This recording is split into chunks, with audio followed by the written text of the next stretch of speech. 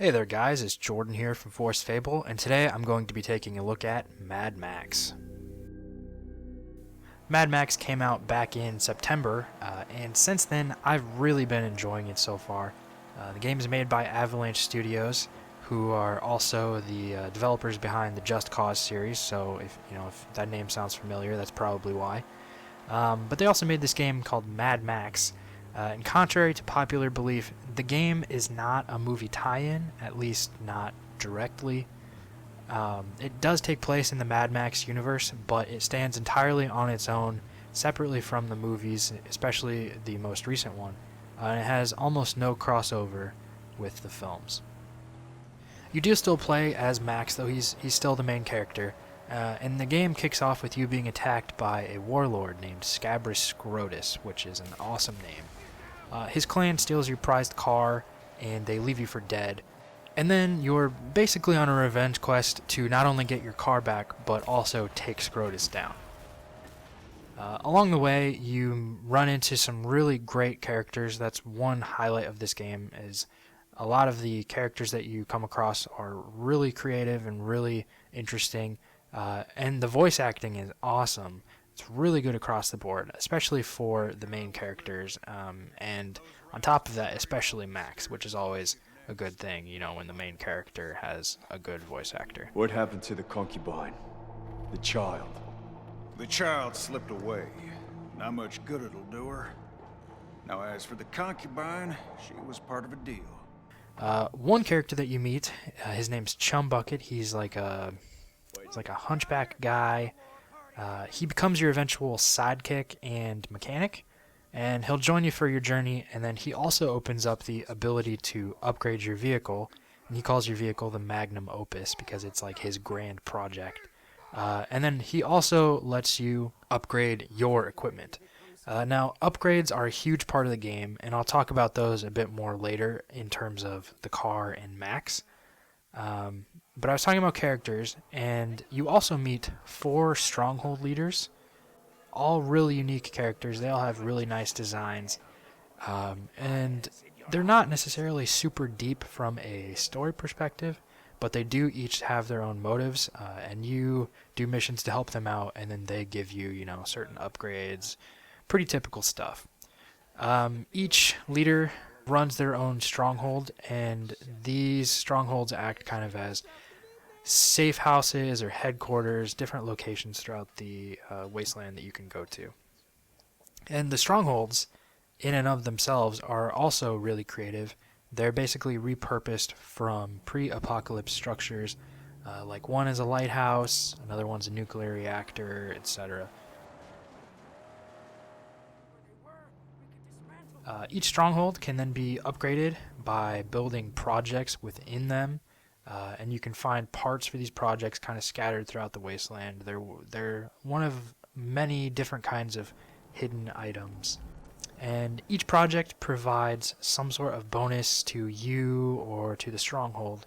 So for instance, you can build projects that give you refilled water. They restore your health, they refill your fuel for your car. They'll do that every time you visit the stronghold. Upgrades play an even bigger role when it comes to Max's equipment and the Magnum Opus. There's a huge selection of upgrade categories. They're really varied, both for Max and for the car. And just about every upgrade feels like it actually adds something to the way that you play the game.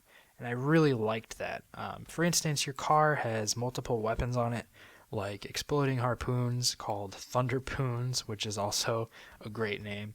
Then it has a flamethrower, has wheel spikes, it has special kinds of armor. Each different category of upgrade for the car adds some type of functionality to whether, just your car's abilities or its strength of harpoon or, that type of thing.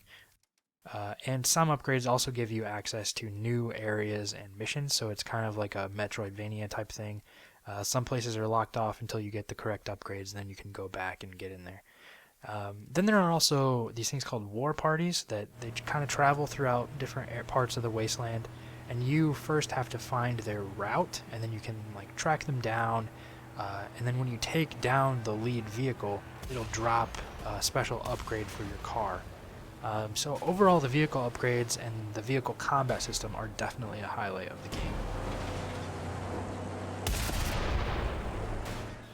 Max's upgrades, on the other hand, aren't quite as varied, and they're pretty much par for the course as far as open world games go.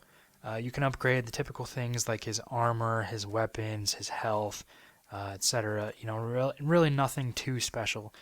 You do gradually unlock new combat skills for him, though, and those skills add more layers to the on-foot combat. The car combat is really easy to control. That was one thing that I was worried about, going in, was that as you upgrade more things on your car, it would just get too complicated or the controls would get really convoluted. But even when you have a half dozen different weapons at your disposal, it's really simple to get the hang of.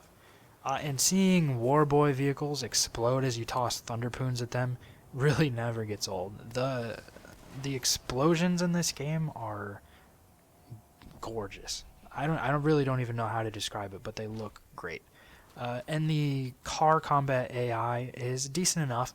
It does get a lot easier to handle once you get explosives, though, but there are still some vehicles that pose a significant challenge. The on-foot combat, on the other hand, isn't really as fun as the car combat, but it does get better once you start to learn some new moves, once you upgrade those.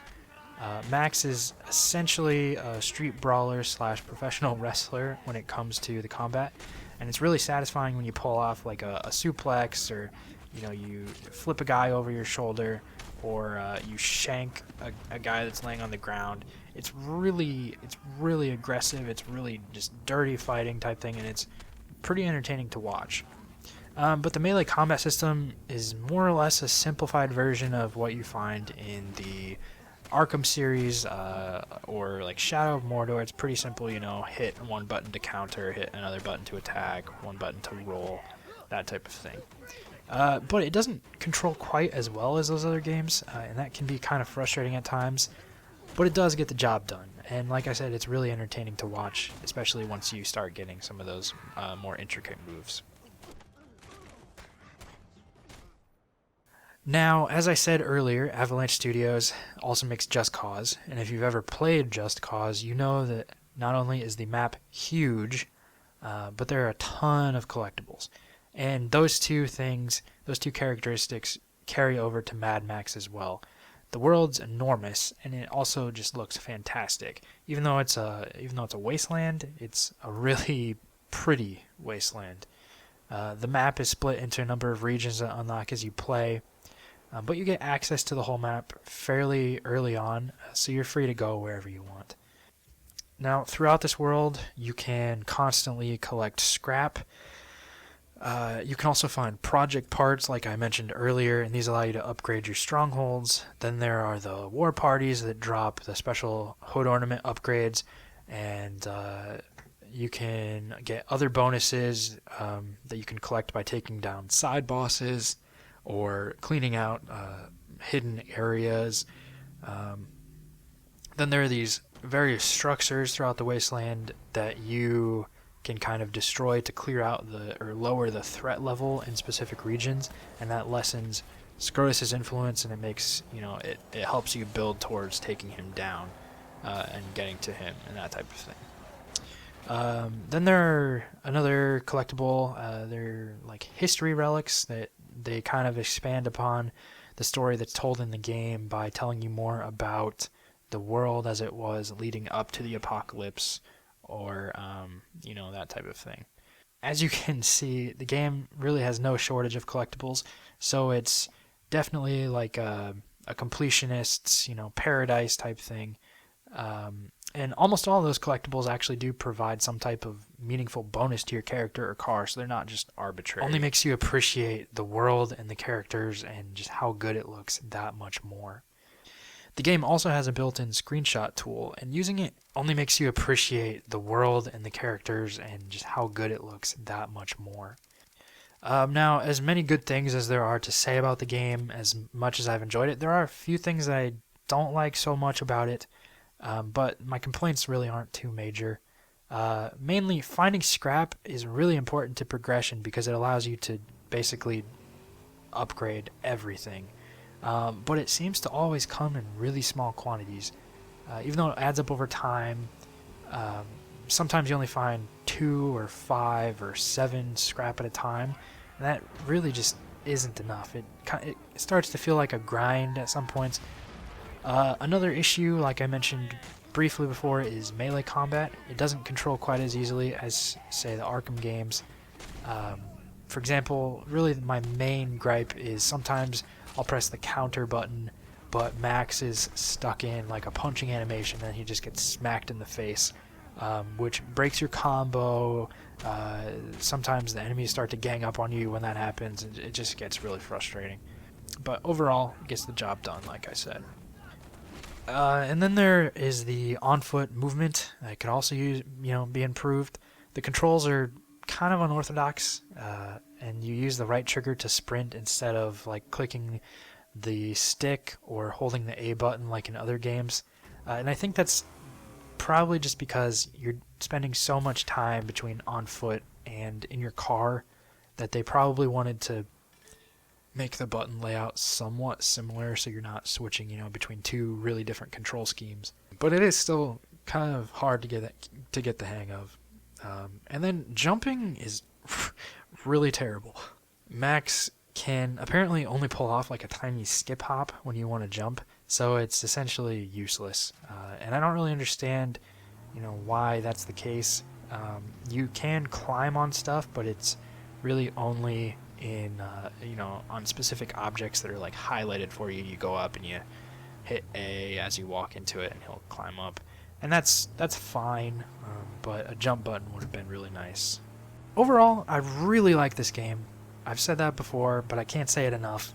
It's not perfect by any means, but I find it really fun, and I've sunk well over 20 hours into it, in the limited time that I have to play video games. But one thing I really appreciate about it is how smoothly it runs and how good it looks. I play it on Xbox One, so it's not the most high-end gaming rig, obviously, but I haven't had any crashes. The only bugs that I've seen are occasional physics issues that are in just about every game if you screw with it enough. I feel like this alone deserves a ton of credit, since so many other games, particularly AAA games nowadays, are full of problems. Like I think of Assassin's Creed Unity or Halo Master Chief Collection. Those were both just riddled with problems. So I think that is a really nice bonus about this game that probably, unfortunately, goes overlooked by most people.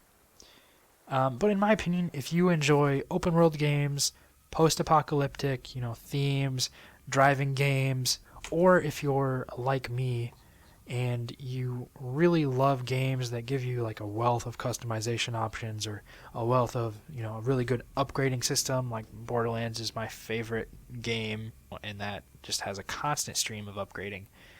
If you're into any of those, you really can't go wrong with Mad Max, in my opinion. Plus, you can find it for as little as $20 this holiday season, so it's a really good deal. And I spent $60 on it, and I'm perfectly happy having paid that amount. So I think it's well worth whatever it's on sale for now, and you could do much worse. But that's pretty much all I have to say about Mad Max, guys. Hopefully you enjoyed this video. Hopefully I didn't ramble too much. I hope it at least helped you learn a bit more about this game, or you just kind of wanted to hear somebody else's perspective about it, maybe if you're playing it, that type of thing. But make sure to keep your eye on Forced Fable for upcoming videos, as well as our live streams on Twitch. But with that, I just want to thank you guys for tuning in, and I will see you next time.